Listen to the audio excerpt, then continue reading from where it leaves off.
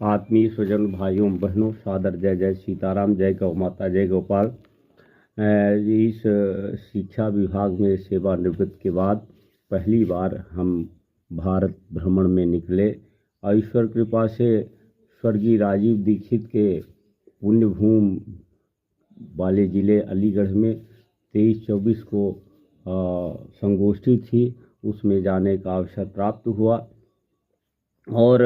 ईश्वर की कृपा से उस संगोष्ठी में बहुत ढेर सारे वतन रत्न मिले और उसकी चर्चा मैं बाद में करूँगा। इसके बाद फिर हमने सोचा कि जो गावो विश्वस्य मातरः, गाय विश्व की माता है, और जो हमारी जब कथाओं की भागवत कथा, रामचरितमानस या वाल्मीकि इनकी रचना हुई तो उस समय सारे घर गोकुल थे और उस समय कथा का महत्व था। और आज के परिवेश में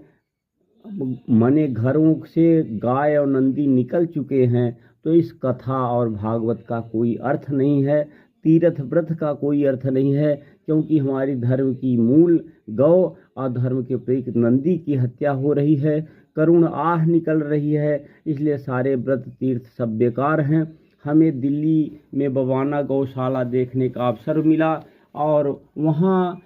हमें बहुत अच्छी चीज़ मिली कि ऐसा है कि वहाँ जोश हो एक साथ काम कर रहे हैं, सब मिलके स्वयंसेवी संस्थाएं सरकार से अनुदान नहीं ले रही हैं और उसी में क्रांतिकारी गौशाला में देवेंद्र यादव जो लाला बाबा के नाम से मिलते हैं, वो महान देशभक्त और आध्यात्मिक व्यक्तित्व का मिलन हुआ। इसके बाद हमने ईश्वर की कृपा से पथमेड़ा गौधाम के लिए प्रस्थान किया, क्योंकि हमारे अब जीवन का लक्ष्य है कि गौ महत्व के बारे में चर्चा करना, गौ को ही जीवन पद्धति बनाना, गौ और ऋषि कृषि की संस्कृति को पुनः स्थापित करना। इसलिए ईश्वर की कृपा से हमें ज्ञात नहीं था, पथमेड़ा के लिए चले, लेकिन पता नहीं पथमेड़ा के आश्रम में नंदगांव में आ गए और महाराज जी से पथमेड़ा महाराज यहाँ चतुर्मास कर रहे हैं, यहाँ उनसे मुलाकात हुई। हमने यहाँ धरती में स्वर्ग देखा नंदगांव में और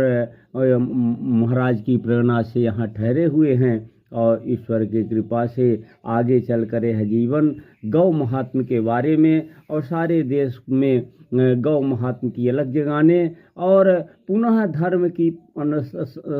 पुनर्स्थापना के लिए हम प्रयास करेंगे। गौ बिना सनातन संस्कृति परिकल्पना करना बेईमानी है, इसलिए आइए गौ की ओर हम चले। गाय जहाँ रहेगी वहीं भगवान कृष्ण रहेंगे, वहीं खुशहाली आएगी। सादर जय जय सीताराम।